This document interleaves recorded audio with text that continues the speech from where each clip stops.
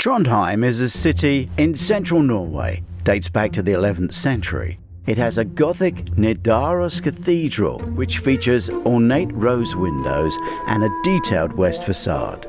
The Archbishop's Palace is now a museum, which has archaeological findings including sculptures and gargoyles removed from the cathedral. It also has a museum of music. Easily explored by foot, the bus tour is also recommended to explore its Viking history. And the hydroelectricity that Norway produces in abundance is then ready to refuel Capella. All of the Havila cruises are run on electricity and gas. So plug in at dockside. Low to nil emission right across the fjords.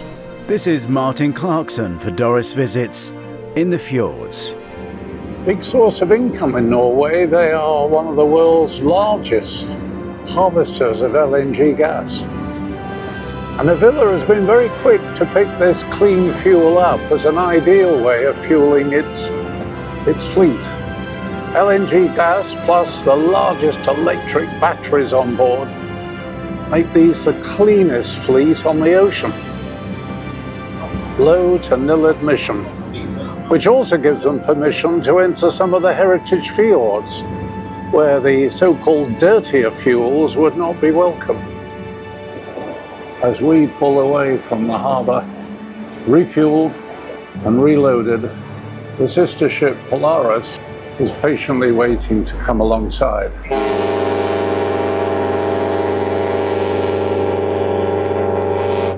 Certainly a moment to be celebrated when two of the fleet pass each other. Here at Trondheim, we've caught up with sister ship Polaris. We're travelling on the southern journey.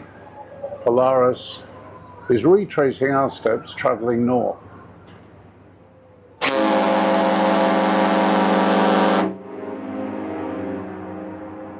24/7, 365 days a year.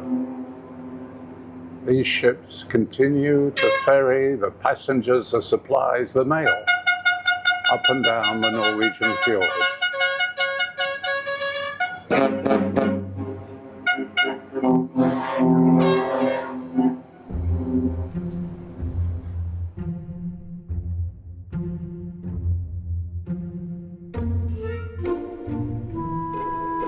When we came on board, we thought maybe we were joining a cruise, but we weren't joining a cruise. We were joining what Havila call a voyage, and I like that much more, the word voyage. It's sort of flirting with expedition, which is what this is. It's an expedition because of the dexterity and size of these vessels, their agility. They're able to enter and exit all the fjords that the other cruise ships couldn't reach. Firstly, because of their size, but secondly, because of the clean LNG gas and electric power of these vessels, which makes them low or nil emission. They have permission to enter some of the heritage sites here in Norway that the dirtier fuel vessels wouldn't be invited to. So, would I recommend it? Yeah, if this is exactly what you're looking for, the peace, the quiet, and the tranquility of visiting some of the most beautiful scenery in the world. Yeah, come on this, come and see for yourself.